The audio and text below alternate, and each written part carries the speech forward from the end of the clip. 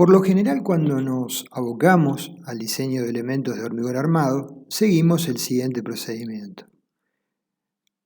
Determinamos, una vez aplicadas las cargas sobre el modelo, con las correspondientes combinaciones de mayoración de cargas, los esfuerzos internos en los elementos principales, momentos flectores, esfuerzos de corte, torsión, axiles, esto tanto en vigas, losas, columnas, tabiques, y a partir de plantear un comportamiento elástico de los materiales y una respuesta lineal frente a las acciones. Ese es el modelo que frecuentemente utilizamos. Por el contrario, al enfocarnos en la determinación de las armaduras de diseño en las secciones críticas, recordando, por ejemplo, las clases de flexión, analizábamos la sección en régimen inelástico, asumiendo los diagramas de tensión de formación vistos que no son lineales, ¿sí? O sea, desde el punto de vista del análisis en el modelo de las solicitaciones, contemplábamos al material con un comportamiento elástico y lineal, y usualmente, en la forma más simplificada, y desde el punto de vista del diseño de rotura, teníamos en cuenta que el hormigón, las estructuras de hormigón armado no tienen un comportamiento de ese tipo en rotura.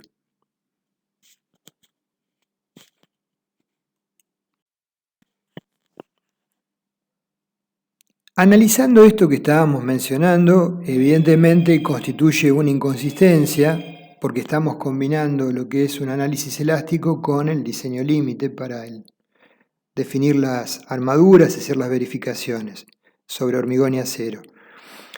Entonces, condujo a estudiar esta evaluación métodos de análisis límite que permitan definir también las solicitaciones sobre una base más realista del comportamiento de los elementos de hormigón armado.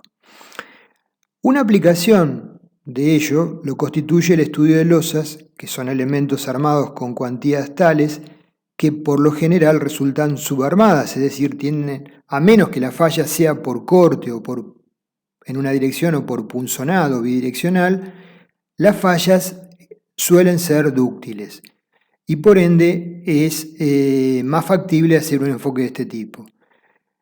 Se permite una redistribución interna de solicitaciones importante, por lo tanto, en las cercanías de la rotura. En elementos lineales, tales como vigas o columnas, cuando se llega al momento flector para elementos subarmados, a generar que las armaduras traccionadas entren en fluencia, se forma eventualmente, si existe una adecuada capacidad de redistribución de momentos, una rótula, ¿sí? Por ejemplo, una viga bien empotrada. Nuevos incrementos de carga van a generar que esas secciones no admitan un esfuerzo superior, pero sí pueden seguir tomando cargas hasta que se formen nuevas rótulas y el proceso va a continuar hasta que se genere un mecanismo, según el grado de hiperestaticidad de la estructura. Esto constituiría la carga límite del sistema si es que el sistema es dúctil, ¿sí? Así se lo ha diseñado. En este caso estamos presumiendo que la rotura es por flexión y no por corte, por ejemplo. Tenemos una losa en voladizo, por lo tanto la condición de equilibrio es que esté empotrada y por lo tanto esta losa no tiene capacidad de redistribuir solicitaciones. Si llega a la fluencia en la zona de empotramiento derivado del momento MI, con la primera rótula se va a producir la falla de la pieza al transformarse este sistema en un mecanismo. Entonces hay que analizar el tipo de sustentación de las losas, las condiciones de borde para ver si es factible. Vamos a mencionar brevemente el ensayo de una losa rotura. Se supone la losa simplemente apoyada en todo el perímetro. Se asume como una simplificación que los apoyos son indeformables, es decir, estamos pensando en vigas muy rígidas. La carga aplicada es uniformemente distribuida y se va cargando paulatinamente y en forma creciente hasta llegar a la falla, en escalones, visualizando qué está pasando para cada escalón de carga relevante. y se supone a la losa con una armadura uniforme en ambas direcciones y subarmada, que es lo habitual. Vale decir, presenta una rotura suficientemente dúctil. Para cada escalón creciente de cargas, observamos entonces en la losa a ensayar el comportamiento y naturalmente el cuadro de fisuras asociado con ese estadio de cargas. No se considera en el diagrama tensiones deformaciones del acero la sobreresistencia del acero por encima del escalón de fluencia. Se supone que la losa tiene una resistencia al esfuerzo de corte adecuada para impedir la falla prematura por corte. Entonces, comenzando con el ensayo, para un rango de cargas de baja intensidad, con una carga uniforme sobre la losa, estamos en la zona entre O y la fisura de hormigón, en la sección de máxima solicitación, en esos puntos, secciones 1 y 2. Para un rango de baja intensidad tenemos distribución de momentos que concuerdan satisfactoriamente con la teoría elástica. La rigidez de la losa se encontraría en estado 1, a menos que por deformaciones impuestas o problemas de contracción se haya fisurado. Las flechas son concordantes con las obtenidas de un cálculo que asuma un comportamiento elástico de ambos materiales componentes, hormigón y acero. Estamos aplicando una carga omega menor a la carga de fisuración, donde omega es una carga uniformemente distribuida. Abajo podemos observar el diagrama momentos, curvatura, ¿sí?, en la sección en estudio. Incrementando levemente las cargas llegamos al punto que se produce la fisura, las primeras fisuras de flexión en la losa en la zona de momentos máximos, que en este caso va a ser para estas condiciones de borde en la zona más corta, en el centro de la luz. Entonces, al incrementarse las cargas, se van a producir las primeras fisuras en correspondencia con las zonas de máximos momentos flectores. En esas secciones, la losa pasa a trabajar en estado 2 y se produce una primera redistribución de momentos respecto de lo estudiado en la teoría elástica. Estamos en el punto de la primera fisura en la sección más solicitada. Con un nuevo incremento de escalón de cargas, entra en fluencia la armadura colocada en las secciones donde se presentan, según un análisis elástico, los valores de máximo momento flector, las primeras fisuras, y se produce un gran cambio de curvatura en las secciones donde la armadura entró en fluencia. Estamos en el escalón horizontal del diagrama tensiones deformaciones del acero. Permaneciendo constante, por tanto, el momento en las secciones en las cuales el acero ingresó en fluencia. Pero como observamos en el diagrama momentos-curvatura, entre el punto de la fluencia del acero y la deformación última del hormigón, si el elemento está subarmado, hay una gran extensión en cuanto al incremento de curvaturas, incrementándose mínimamente el momento flector. Ese incremento puede considerarse despreciable. Con nuevos aumentos de carga, nuevas secciones van a entrar en fluencia al llegar el momento en ellas al valor máximo, correspondiente al ingreso a la flexión. Se producen nuevas redistribuciones de momentos en la losa, asociadas con cuadros de fisuración intenso, que se producirán en las zonas donde la armadura de flexión ingresó en el escalón de fluencia, y en ese caso ya se va a empezar a producir en una losa simplemente apoyada con cargas uniformes, un esquema de fisuración como el que estamos viendo en la cara inferior. Acá vemos de un ensayo de Park y Paulay la cara superior de la losa simplemente apoyada con carga uniforme y la cara inferior. Como podemos visualizar en la cara inferior, en la situación de rotura, se producen una tendencia, idealizando el problema, a líneas que nacen de los vértices y una línea que se ubica en el centro. En realidad esas líneas son bandas con cierto ancho donde se produce un grado de fisuración importante. Entonces, observamos que las líneas de fluencia son, en realidad, solo una idealización de una banda o ancho con un intenso grado de fisuración a través del cual el acero ingresó en el escalón de fluencia. El patrón final de las líneas de fluencia se forma al quedar dividida la losa en segmentos que conforman un mecanismo de colapso, llegando así a la carga última omega U. Acá vemos una losa cuadrada, ¿sí? Cara superior y cara inferior, con el cuadro de fisuras asociada para la situación de falla. Para alcanzar la carga última asociada con este mecanismo, se requiere contar con una capacidad de rotación plástica disponible, que sería el segmento que marqué en rojo, entre phi sub b, la curvatura al inicio de la fluencia, y phi sub u, la curvatura última en la sección. O sea, esa rotación plástica disponible, concepto asociado con la ductilidad, en la zona donde se formaron naturalmente las primeras líneas de fluencia, ¿sí? Vale decir un cociente entre phi sub u y phi sub v mayor que 8 solo como referencia.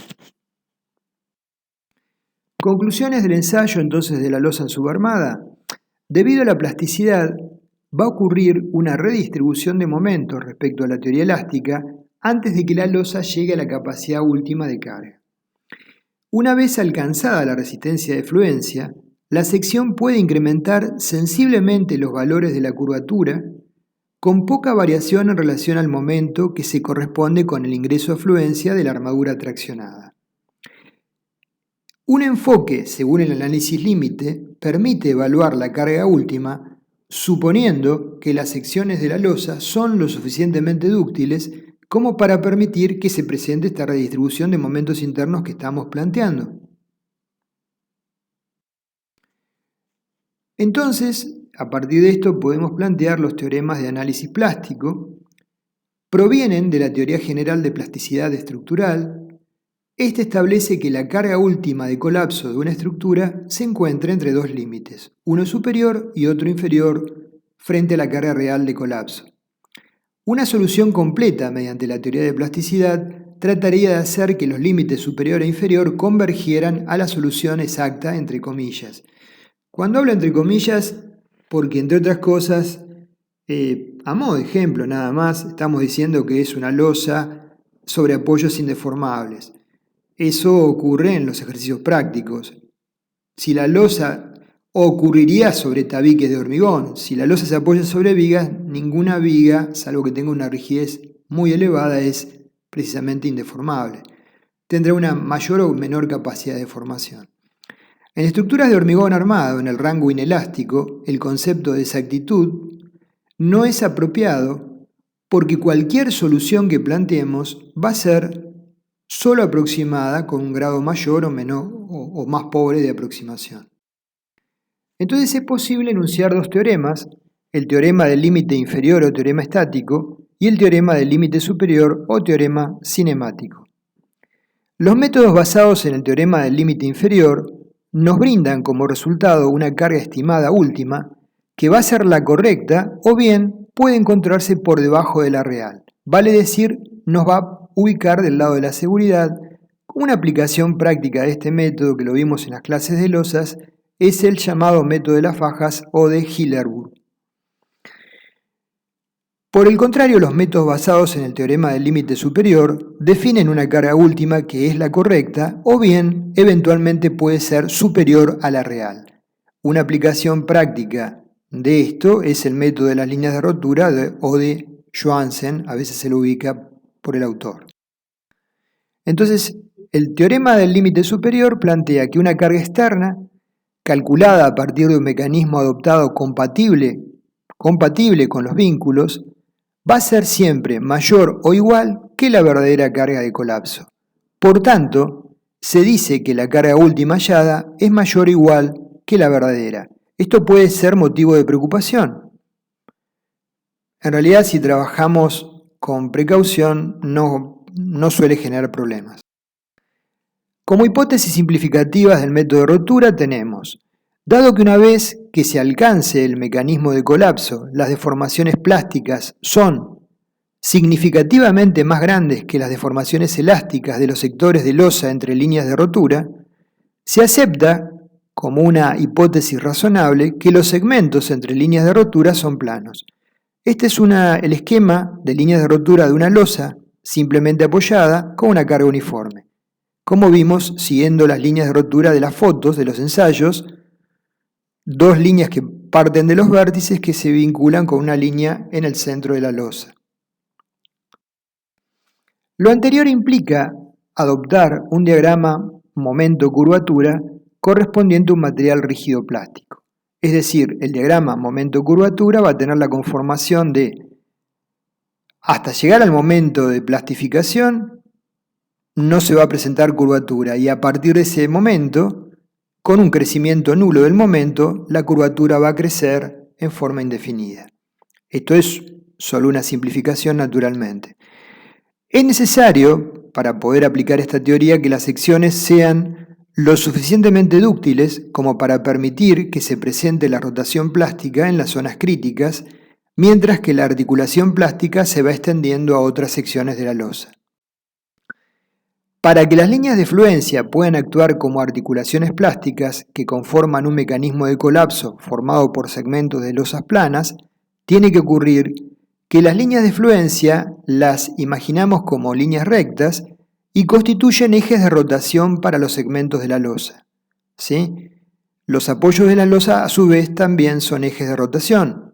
Tenemos ejes de rotación en los apoyos y ejes de rotación en las líneas de fluencia. El sector entre líneas de fluencia de la losa también sufre deformaciones, pero los imaginamos como planos no deformados debido a que las deformaciones relativas son significativamente menores. Para que se cumpla con la compatibilidad de deformaciones, una línea de fluencia dada tiene que pasar por la intersección de los ejes de rotación de los segmentos adyacentes de la losa. Se asume que en las líneas de rotura el acero llega a su límite de fluencia. Si la armadura es uniforme según ambos ejes, MU es constante a lo largo de la línea de rotura, y el contacto a través de dos sectores de placa se produce a través de esas líneas. El mecanismo cinemático divide la losa en sectores planos, delimitados por líneas de rotura, y por otro lado los bordes de la losa. Si bien las zonas de plastificación reales tienen un cierto ancho, a estas líneas, como dijimos, las asumimos como de un ancho despreciable, por lo tanto son líneas de bisagra. Un problema que puede preocuparnos es que para una misma losa pueden existir diferentes soluciones posibles que cumplen con las condiciones del teorema del límite superior o análisis plástico. Por ejemplo, una losa con un borde libre y empotrada en tres de sus lados con una carga aplicada, ¿sí? Puede presentar frente a la falla un esquema eventualmente de líneas de rotura como el de la izquierda o el de la derecha, ¿sí? Entonces la pregunta es ¿cuál es el correcto? ¿Sí? El correcto es el que sea generado por la menor carga última.